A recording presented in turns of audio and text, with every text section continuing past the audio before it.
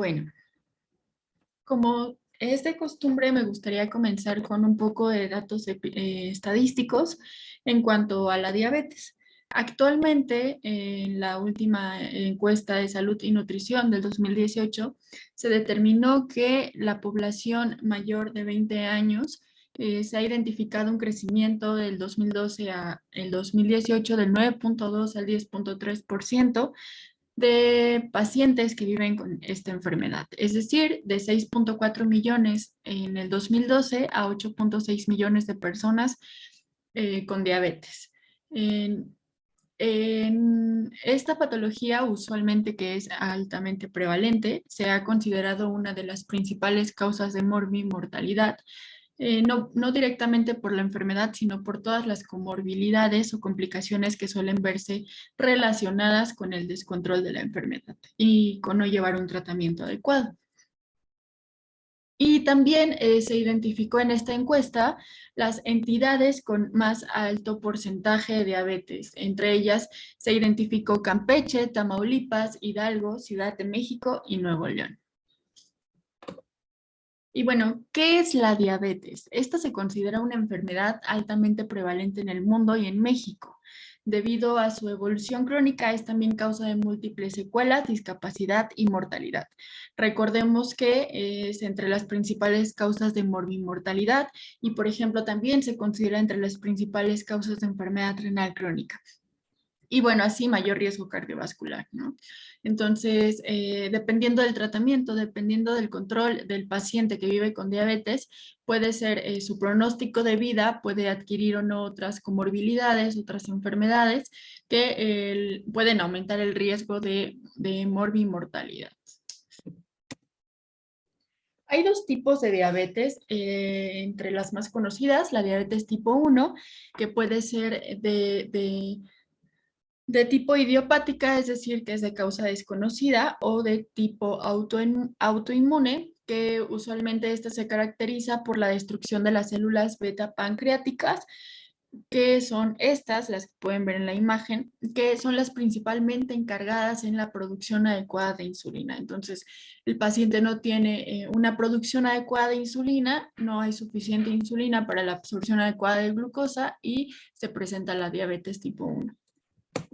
Hay otro tipo de diabetes que es la diabetes tipo 2. Esta es la más frecuente actualmente y bueno, la mayoría de la población suele tener diabetes tipo 2, hablando entre un 80-90% de los pacientes que viven con diabetes es de este tipo.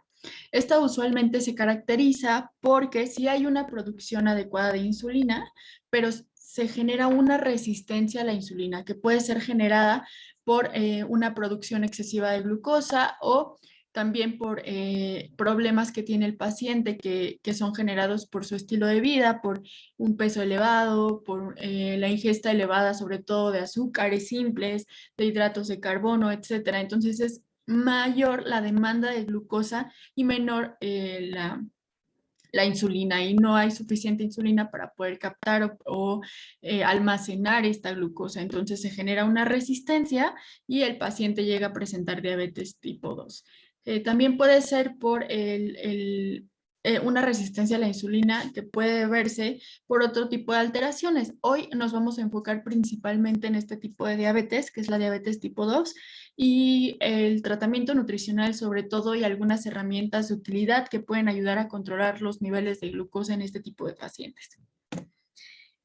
Y bueno, este tipo de diabetes, la diabetes tipo 2, puede ser resultado de dos defectos. Les comentaba la resistencia a la insulina o la disminución de la secreción pancreática de insulina, que ambas se pueden generar por un exceso nivel de glucosa en sangre. La resistencia a la insulina se puede caracterizar o se puede identificar cuando el paciente presenta acantosis nigricans, que es como lo pueden ver en la imagen. Son algunas engrosamientos o oscurecimientos de la piel, sobre todo en donde tenemos pliegues como las axilas, el cuello, los codos y las ingles. Usualmente los pacientes que ya presentan resistencia a la insulina tienen esta característica o este signo y bueno, así es mucho más sencillo identificar que puede llegar a presentar este tipo de resistencia. y por tal es mayor riesgo de llegar a presentar diabetes tipo 2. Hay muchos pacientes que llegan a presentarla y aún se encuentran en etapa prediabética. Entonces, aún con tratamiento adecuado podemos retardar la aparición de la diabetes por un largo periodo de tiempo. ¿Cómo se diagnostica esta enfermedad? Bueno, usualmente se identifican varios parámetros, entre ellos los niveles de glucosa, los niveles de hemoglobina glucosilada, y también se pueden identificar signos y síntomas que vamos a ver más adelante. Usualmente un paciente que tiene una glucosa igual o mayor a 126 miligramos por decilitro ya se puede diagnosticar con diabetes. Y si esto se acompaña de una hemoglobina glucosilada igual o mayor a 6.5%, bueno, ya es otro criterio de diagnóstico para poder identificar que el paciente tiene diabetes. También existe la prediabetes, que es cuando el paciente ya tiene niveles iguales o mayores a 100, pero aún menores a 126 miligramos sobre decilitro.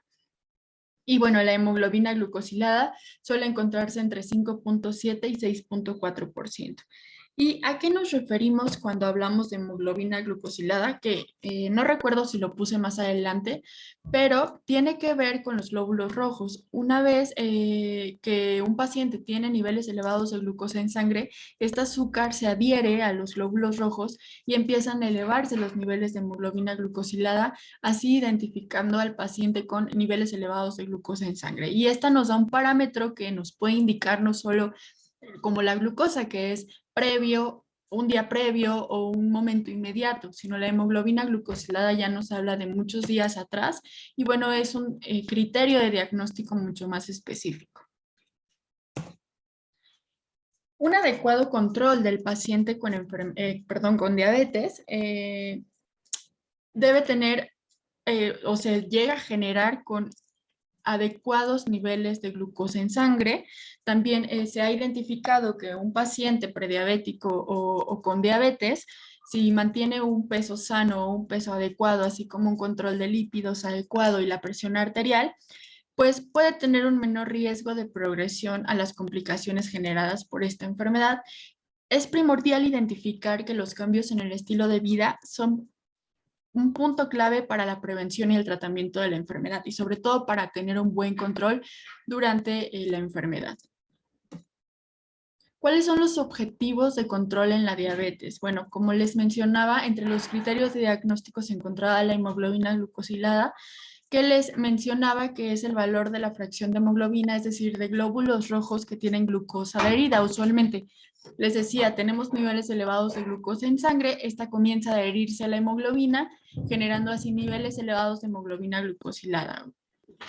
Por tal, este es uno de los criterios de diagnóstico más utilizados. Entonces, un paciente que suele mantener un buen control, ya siendo un paciente que vive con diabetes, si mantiene una hemoglobina glucosilada menor al 7%, se puede considerar un paciente más controlado. Hay pacientes que llegan a tener hemoglobina glucosilada hasta 10 o 13%. Entonces, si es menos de 7%, indica que es un mejor control o un mayor control.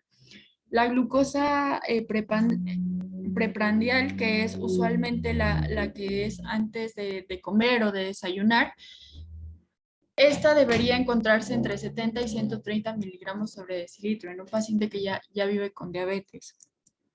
Glucosa postprandial, menos de 180 miligramos sobre decilitro. Recordemos que esta es después de comer, desde que se da el primer bocado hasta las 4 horas después de este primer bocado.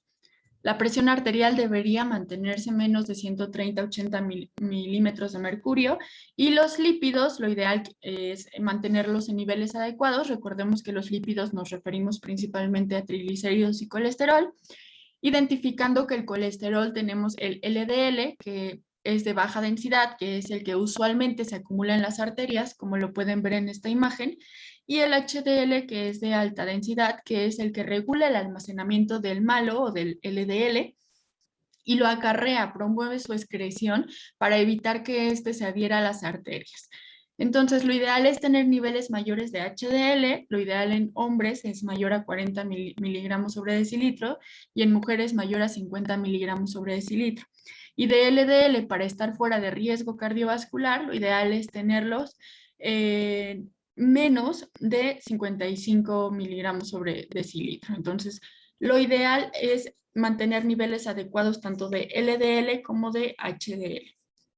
Y los triglicéridos es fundamental mantenerlos menos de 150 miligramos sobre decilitro. El peso también es importante para mantener un buen control siendo un paciente con diabetes. Se recomienda tener un IMC menor a 25 en adultos jóvenes y sobre todo una circunferencia de cintura menor a 88 centímetros.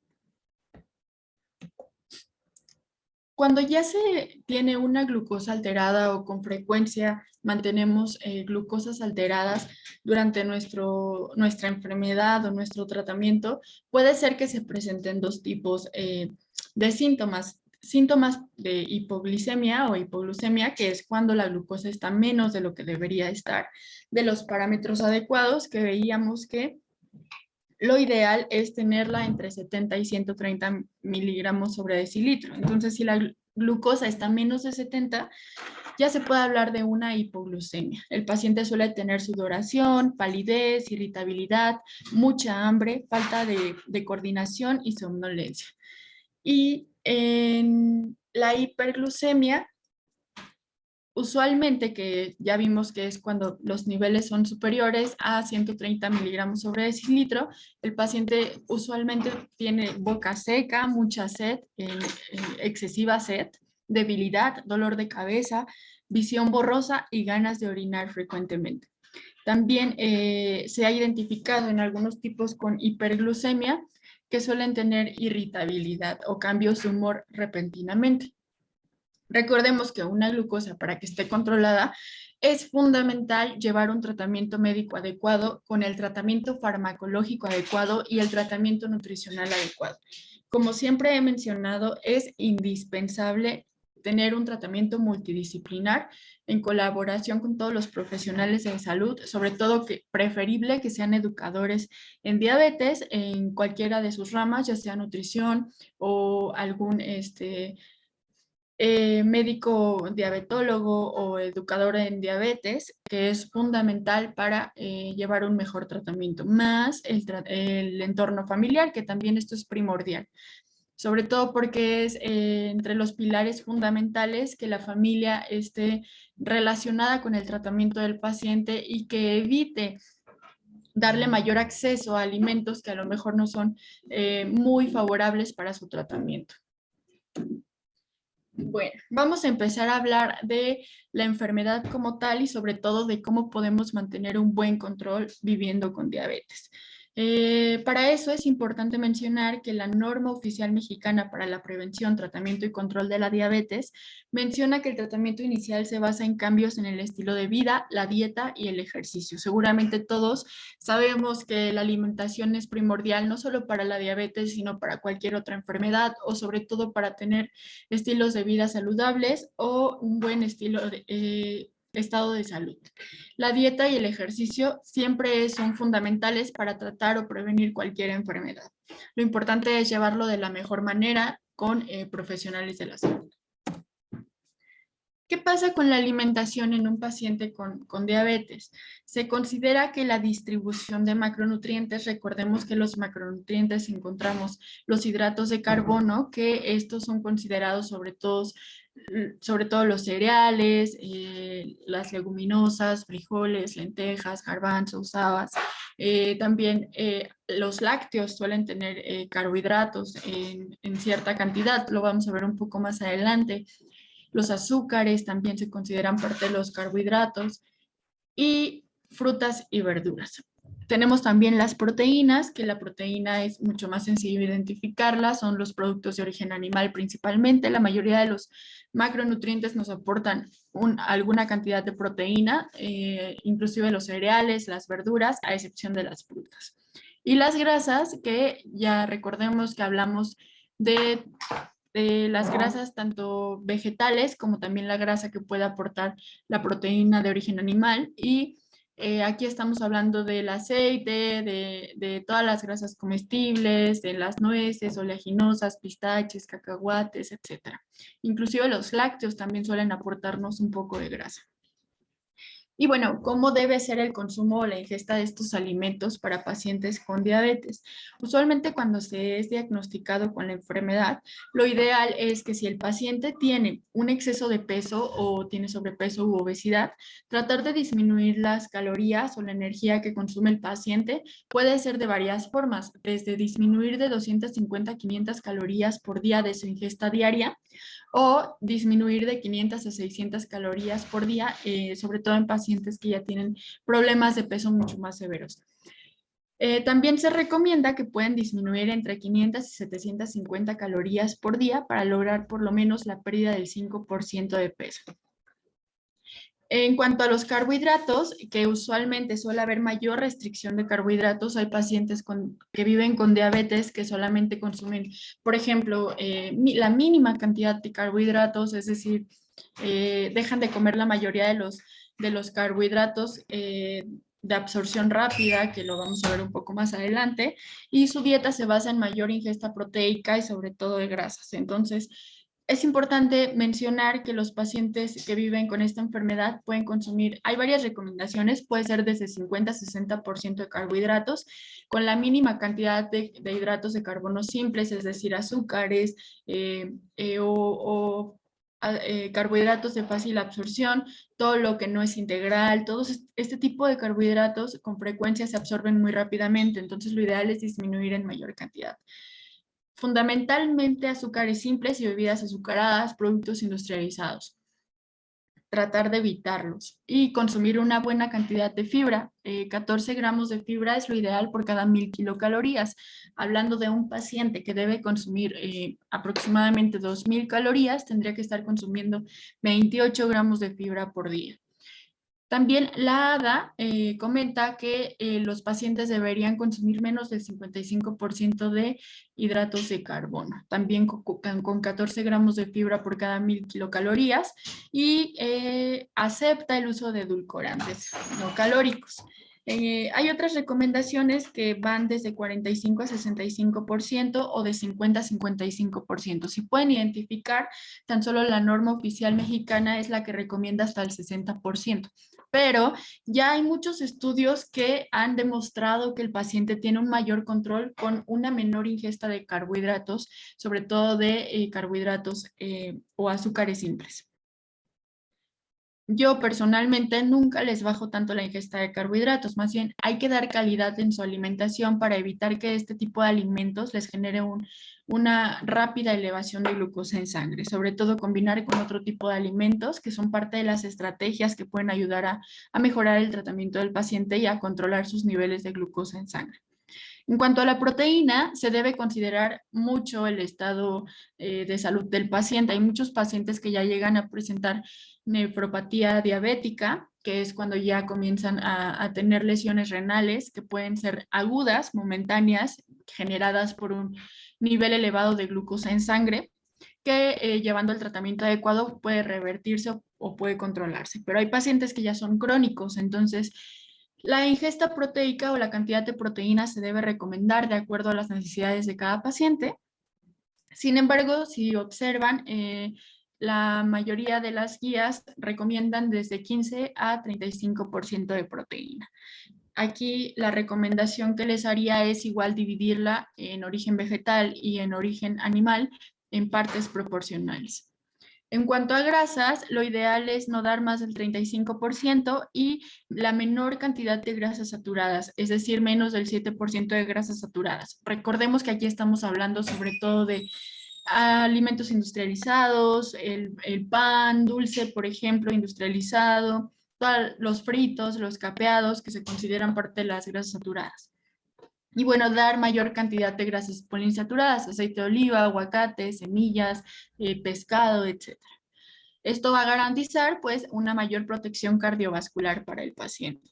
Entonces, como resumen, ¿qué es primordial? Sí consumir hidratos de carbono, pero sobre todo que sean hidratos de carbono con fibra, complejos y menor cantidad de hidratos de carbono simples. Es decir, nada de azúcares simples, bebidas azucaradas o productos industrializados que puedan contener mayor cantidad de azúcares simples. Consumir una adecuada cantidad de proteína adaptada al paciente, es decir, si no hay daño renal, podemos llevarlo hasta 35%. Si tiene algún problema o alguna lesión renal, adaptarlo de acuerdo a su tasa de filtrado glomerular. Y las grasas pueden ser hasta el 35%, que usualmente las grasas nos sirven como comodín para poder hacer una mejor distribución de alimentos en este tipo de pacientes.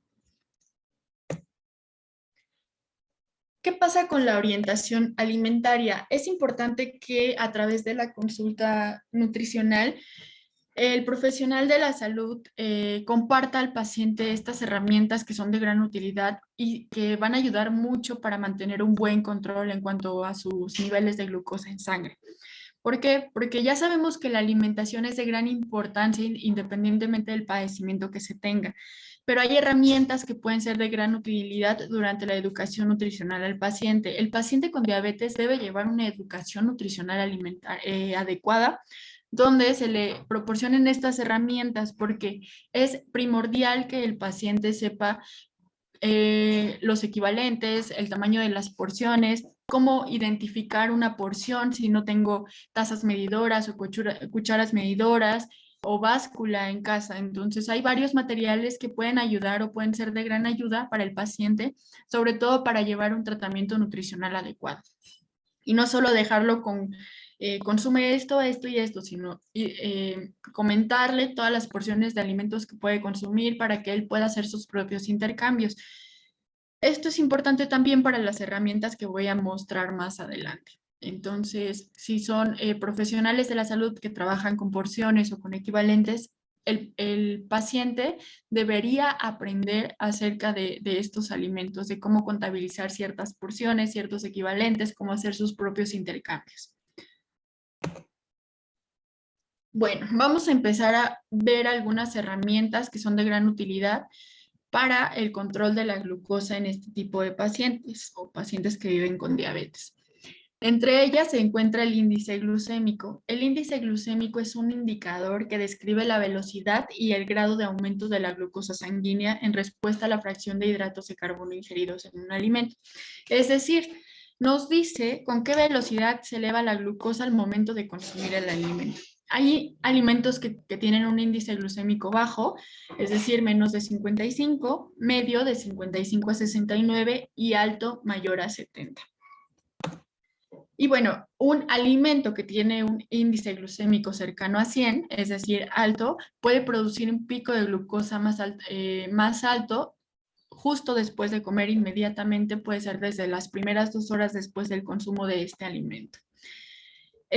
Hay una clasificación de alimentos según su índice glucémico, como lo mencioné anteriormente. Aquí les puse una tablita donde pueden identificar algunos alimentos con bajo índice glucémico, algunos alimentos con moderado o con medio índice glucémico y algunos alimentos con alto índice glucémico.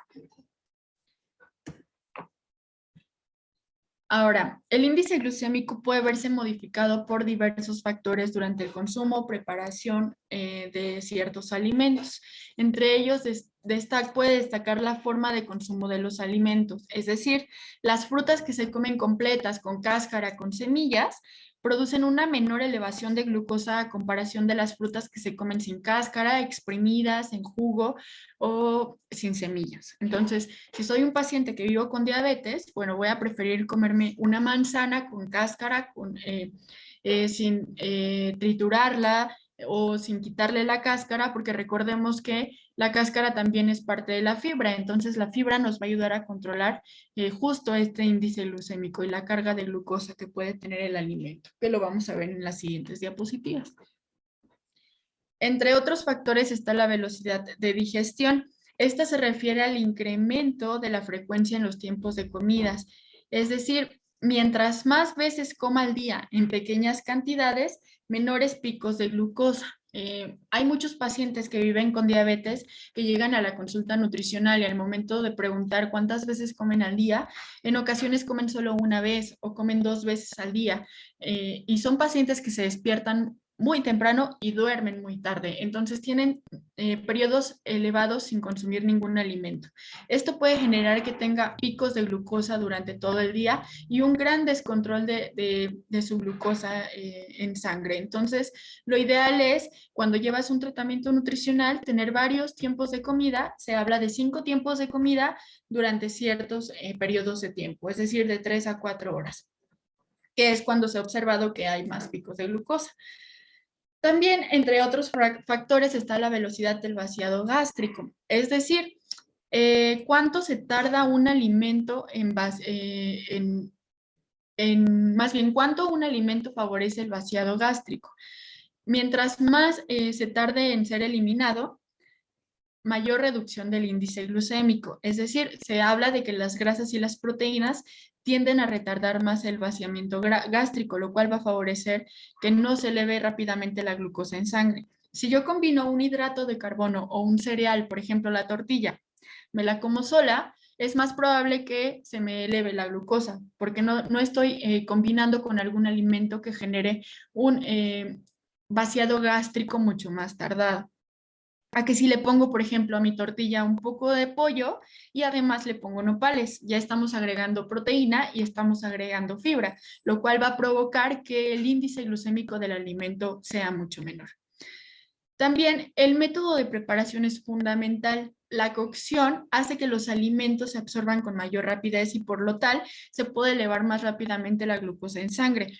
Aquí, ¿qué se recomienda? Si voy a cocinar los alimentos, tratar de no cocerlos hasta que se deshagan, es decir, apenas y sofreírlos o cocerlos en menor tiempo, apenas que se suavicen, porque esto va a garantizar que el índice glucémico sea mucho menor y que al momento de ingerirlo no se eleve rápidamente la glucosa en sangre.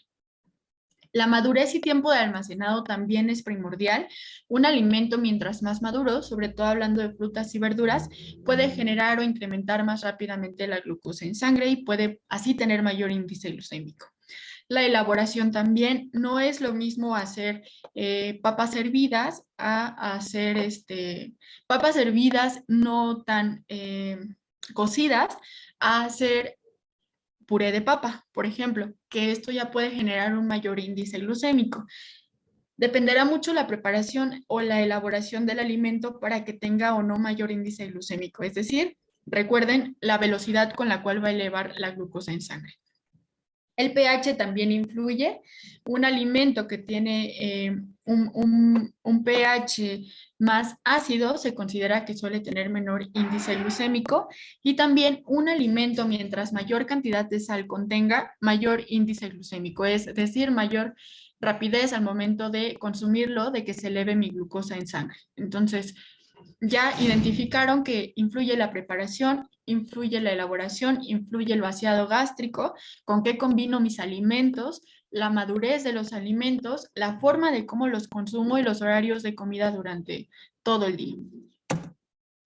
Entonces, este es una buena herramienta, sin embargo, no es entre las mejores herramientas, ya que va a depender mucho el índice glucémico de la cantidad de hidratos de carbono, de carbohidratos y de la calidad de estos. Puede ser muy variable, no es fisiológico, es difícil de predecir y difícil de aprender. Puede ser muy complicado porque no es lo mismo identificar el índice glucémico de un solo alimento a una preparación en general. Entonces, sí suele utilizarse, hay pacientes que les funciona bastante, pero hay pacientes que no es muy favorable. Por eso no se considera entre las mejores herramientas. Sin embargo, si ustedes buscan en internet tablas de índice glucémico, les van a aparecer tablitas con alimentos con bajo, moderado y alto índice glucémico. Y puede ser una guía para el paciente para sobre todo que evite el consumo de alimentos que pueden generar que se eleve rápidamente su glucosa en sangre. Ahora vamos a ver algo que se llama la carga glucémica. Esta es un concepto que permite comparar los efectos metabólicos de los alimentos, ya que cuantifica el impacto sobre la glucosa de una porción o ración habitual de un alimento con determinado índice glucémico. Es decir, Aquí también hay otra clasificación: bajo, menos de 10, medio de 10 a 19 y alto mayor a 20. Esto se refiere a la carga glucémica y aquí ya se considera el índice glucémico. Si ven la fórmula, se calcula índice glucémico por la cantidad de carbohidratos que contiene el alimento, la porción del alimento, entre 100. Y bueno, ¿esto qué nos indica? Que un alimento puede tener un índice glucémico muy alto. Sin embargo, si se consume una porción pequeña, no puede generar que se eleve la glucosa en sangre. ¿Por qué? Porque no es una carga glucémica alta o mayor para poder generar un alto pico de glucosa o una glucosa elevada en sangre. Es decir, no es lo mismo comer varias rebanadas de pan a comer una rebanada de pan, ya que varias rebanadas de pan sí indican una elevada carga glucémica y un elevado índice glucémico. Sin embargo, una rebanada de pan indica una baja carga glucémica, pero sí puede tener un mayor índice glucémico. Sin embargo, por ser una rebanada, no puede generar un pico elevado o que se eleve la glucosa inmediatamente. Esto es importante porque muchas veces pensamos que si me como una tortilla puedo generar que mis niveles de glucosa se eleven, a comparación de si me como 10 tortillas, por ejemplo. Que sea paciente que vive con diabetes no quiere decir que debo dejar de consumir en gran cantidad o en mayor cantidad de hidratos de carbono. Puedo cambiarlos por integrales o alimentos con fibra y disminuir, eso sí, mi ingesta, adecuarla a mis necesidades, cantidades adecuadas que no generen tener una mayor carga glucémica, es decir, no consumir mayor cantidad de lo que debería estar consumiendo durante el día. Hay otra herramienta que se llama identificar la densidad energética de los alimentos. Aquí estamos enfocados en la cantidad de calorías por cada gramo de alimento. Aquí hay alimentos con alta densidad energética, es decir, con mayor cantidad calórica, mediana densidad energética, baja densidad energética y muy baja densidad energética. Si ven en la tabla pueden identificar alimentos que en su mayoría son alimentos industrializados, fritos, capeados, que ya tienen una mayor densidad energética. Y esto puede generar, bueno, que se eleve más rápidamente mi glucosa en sangre. ¿Y cómo se calcula esta densidad energética? Si yo le quiero enseñar a mi paciente que utilice esta herramienta o la densidad energética para poder identificar su ingesta de calorías durante el día, es muy importante que el paciente aprenda a contabilizar o identificar el gramaje de cada alimento, cómo contabilizar cada alimento, cuántas calorías me aporta este alimento. Y así él podrá dividir esta cantidad de calorías entre los gramos de alimento, lo cual es primordial para poder identificar sobre todo la carga glucémica y la densidad energética. ¿Cómo podemos entender más este término? Vean estas imágenes. Usualmente estamos hablando de la misma cantidad en gramaje, pero vean las calorías, es mucho menor densidad energética, menor cantidad de calorías. Y así contamos también que el alimento, por ejemplo, la manzana contiene cierta cantidad de fibra. Bueno, esto va a favorecer bastante que no se me eleven mis niveles de glucosa inmediatamente de haber consumido esta manzana, ¿no? Entonces, los pacientes con diabetes o que viven con diabetes, se ha visto que se ven muy beneficiados al implementar la densidad energética. Es decir, al aprender que hay alimentos con baja y muy baja densidad energética y haciendo desde 3 hasta 5 tiempos de comida al día, evitando ayunos o periodos de ayuno muy prolongados, pueden tener un mayor control o mantener un mayor control en sus niveles de glucosa y hemoglobina glucosilada en sangre. Si yo quiero que mi paciente aprenda a utilizar la densidad energética, reitero, hay que enseñarle cómo se mide la porción de cada alimento, cuántas calorías aporta cada alimento, y esto va a ayudar a que él identifique que a lo mejor en gramaje puede ser lo mismo, pero la cantidad calórica de uno y del otro, dependiendo de la cantidad de fibra, dependiendo del alimento, puede ser mucho menor y puede provocarme pues que no se eleve mi glucosa inmediatamente y tener un mayor control. Hay otra herramienta que es de mayor utilidad y entre las más utilizadas a través de la consulta nutricional, que es el conteo de hidratos de carbono. Este conteo de hidratos de carbono se enfoca en llevar la cuenta de la cantidad de carbohidratos que estoy comiendo durante cada comida, con la finalidad de calcular la dosis correcta de insulina. Hay que mencionar que esta herramienta o esta estrategia se utiliza mucho en pacientes que ya tienen un tratamiento o una terapia con insulina. ¿Por qué? Porque recuerden que hay una relación insulina-carbohidrato, que lo vamos a ver más adelante. Hay varias formas o métodos de realizar el conteo de hidratos de carbono. Uno de ellos es por el conteo de porciones de hidratos de carbono. El enseñarle al paciente que una porción aporta 15 gramos de hidratos de carbono. Ajá, pero aquí él debería identificar sobre todo el tamaño de las porciones, cómo contabilizar esas porciones y saber que no todos los alimentos se miden igual.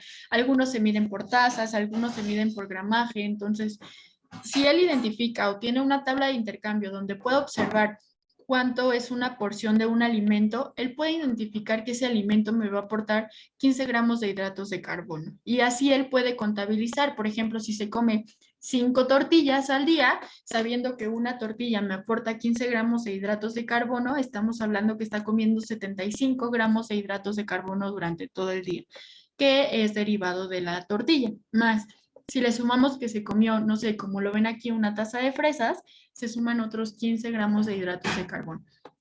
Y así sucesivamente. Pero aquí es primordial mostrarle al paciente que hay varias formas de medir la porción de alimentos y que no todos los alimentos me pueden arrojar o proporcionar 15 gramos de hidratos de carbono. Hay otros que, por ejemplo, los lácteos que me aportan 12 o las frutas me aportan 15, los hidratos de carbono también 15, entonces solamente varía un poco en los lácteos y nada más. En cuanto a este método, que es el por conteo de gramos de hidratos de carbono, es muy parecido al anterior, pero aquí ya se considera el platillo en general, es decir, el paciente cuenta cuántos hidratos de carbono consumió, desayuno, comida y cena, y así los va contabilizando. Aquí les puse una tablita que es muy eficaz para llevar este método, que es la tabla extraída del Sistema Mexicano de Equivalentes, donde viene cuánto me va a aportar por cada grupo de alimentos, tanto de energía, proteína, lípidos e hidratos de carbono. Si se dan cuenta, la mayoría nos aportan 15. Frutas, cereales, cereales, frutas 15, leguminosas 20, verduras 4.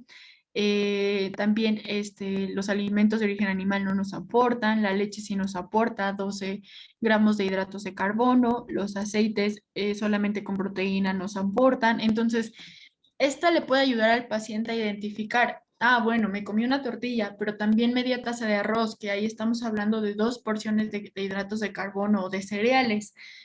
Estamos hablando de 30 gramos, más la proteína de origen animal, que vemos que no nos aportan hidratos de carbono. Así él va identificando la cantidad o el conteo de carbohidratos que está comiendo en cada tiempo de comida.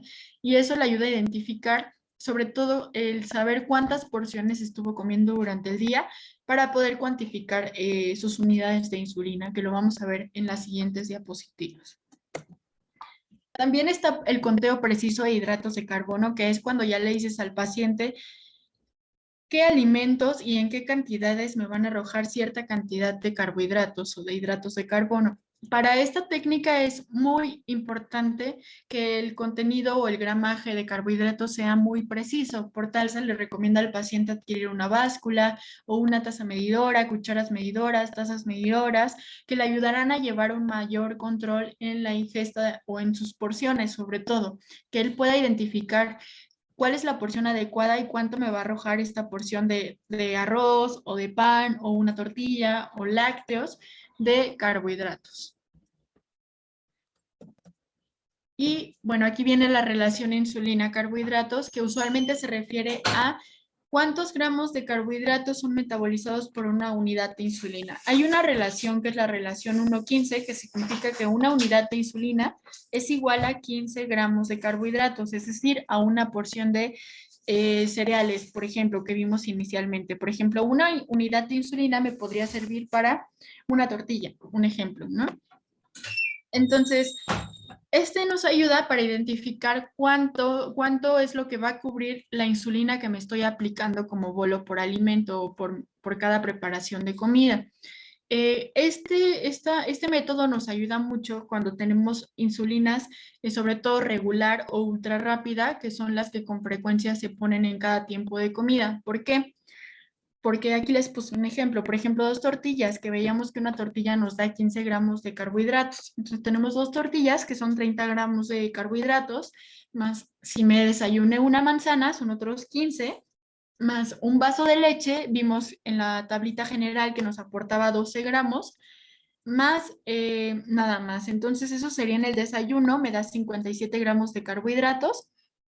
Ya vimos que, que una unidad de insulina nos cubre 15 gramos de carbohidratos. Entonces, ¿cuánto me tengo que inyectar? ¿Cuántas unidades me tengo que inyectar para cubrir esta preparación o este platillo?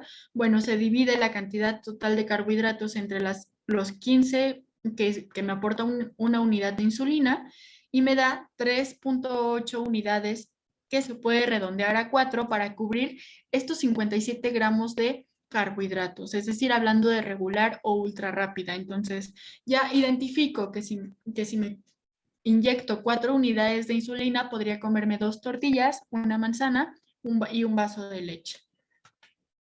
También es importante que el paciente conozca qué alimentos pueden impactar en el cálculo o en el conteo de estos carbohidratos. Como les comentaba, hay alimentos que contienen fibra, entonces lo ideal es que el paciente aprenda a descontar esta cantidad de fibra de su consumo total de carbohidratos en el desayuno, en la comida y en la cena. También es importante que el paciente, para tener un buen control de su glucosa en sangre, conozca adecuadamente cómo funciona su insulina.